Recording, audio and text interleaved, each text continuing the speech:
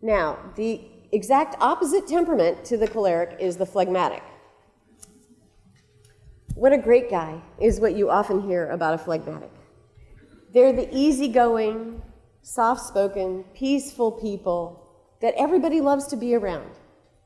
Now, remember we were talking about reaction, like the tendency to react in a certain way, so that where the choleric is intense and immediate and long-lasting reaction, the phlegmatic is just the opposite. Not intense, not immediate, not long-lasting. So they're very even-keeled, like that. That makes them so wonderful to be around. Even in the middle of a conflict, they can be very, very, very even-keeled. So that actually makes them really good firemen, diplomats, military officers. We often find phlegmatics in those fields. As children, they're quiet, docile, and obedient. And that's why we always say every family needs at least one phlegmatic. You know, keep trying until you have a phlegmatic. Because, you know, I mean, you got to have one. It's just, I mean, they're awesome. Except every once in a while, we used to, oh, I forgot to mention, we have one of each temperament. So this is how we know all about temperaments. But our phlegmatic child would be this like sweet, you know, quiet one who we just would forget about. We'd like leave the store and we'd be, wait a minute, where's Ray? Oh, he's back there. He's still at the store quietly playing with whatever, you know, not making a fuss. A hallmark of phlegmatics is that they hate stirring up trouble, and they're easy to please. They're very happy with the way things are, and they don't want to go to the trouble of changing things. Cholerics like to point out that to phlegmatics that if everything had been left to phlegmatics, we would still be living in caves. Okay. Our oldest son, when he was in college, he was, this is quite a while back, but when he was rooming with another phlegmatic, and I was worried that they wouldn't eat at all. You know, I actually thought they were living on beer and maybe pretzels, you know. So I asked him, I said, you know, you guys are eating, aren't you? You know, are you cooking?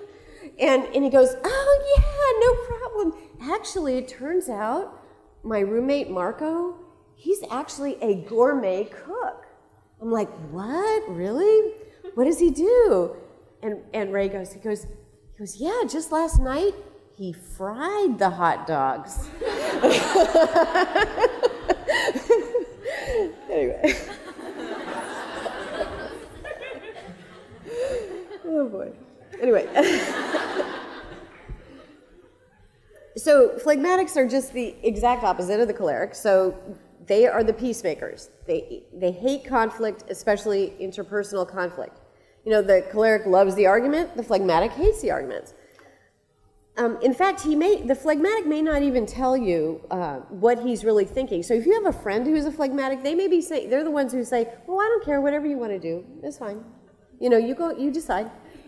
But you know, inside, you have to draw them out. So if you have a friend who's a phlegmatic, you keep drawing them out, you know, keep seeing what they really do want to do, because inside, you know, maybe after a while that could get really annoying if the cleric is like bullying them around all the time, you know. And the cleric loves having the phlegmatic friend because he's always telling them what to do, you know, and they're always like, okay, you know. Yeah. And I was giving this talk once, and this girl comes up afterwards. She goes, I'm not really sure what my temperament is. And I said, you're phlegmatic. She goes, thank you. I'm like, well, now I know what you are. You know, I was just throwing that out there, see if it would stick. You know. Okay. So sometimes they're accused of being wishy-washy, indecisive, slow, or boring. And this is not true. It's just that it takes them a longer time to respond. So, for example, one time Art and I went to the movies. How are we doing on time? Is that how much time I have left or how much time I've done? Left. Okay. So, okay, good, I think. Okay. Anyway, so we're at a movie and we're walking home or walking back to the parking lot, and I said, Art, what did you think about that movie? And he's like, oh, because I forgot to tell you, he's phlegmatic. Okay. So he goes, oh, yeah, I I don't know. Well, maybe. Let me think about. I said, well, what about the music? You know, did you think the music actually went with was the music? I don't know. And what about Denzel Washington in that role? Wasn't he awesome in that role? I mean, that is one of his best. And the script was awesome. I said, honestly, that was a really good. I don't know about the, you know, the woman in the. I don't know if that really worked as well. But you know, and he's like, wait, did you say there was music in the I don't recall the music. Let me think. Anyway, so we go home, you know, and we go to bed, and we get up in the next morning, and Art has his coffee, and he goes, all of a sudden it comes clear to him the next day. He's like, Lorraine, you know that movie we saw? And I go, what movie? Ship has sailed. You know, so anyway. So because they often let others take the lead and they tend to move more slowly on things, they can get lost in the shuffle. Sometimes the phlegmatic can suffer from a little bit of the lowered self-esteem because they're used to, like, throughout their whole life, they've always been like, okay, whatever you guys want to do, or we're always keeping the peace or whatever. They're not like really standing out there, and they're not raising their hand in class, and so they can get overlooked.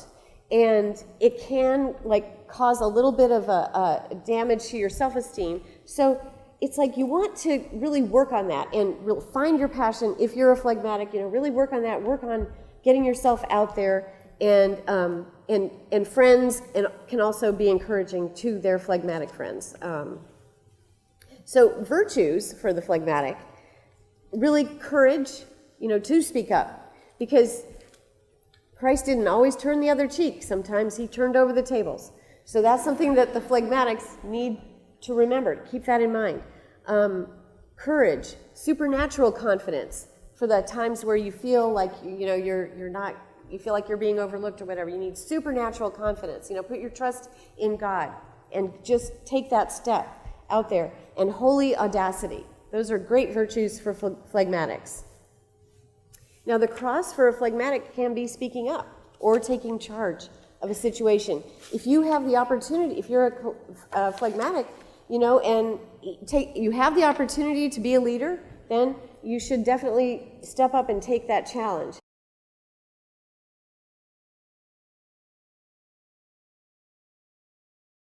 Because phlegmatics can often be the best leaders. You know, you think of the choleric as the natural leader, but the phlegmatic can be the servant leader, because with their natural virtues of getting along with everybody, their willingness to serve, and their talent for diplomacy, their peacemaking abilities, well, these are all wonderful qualities in a servant leader.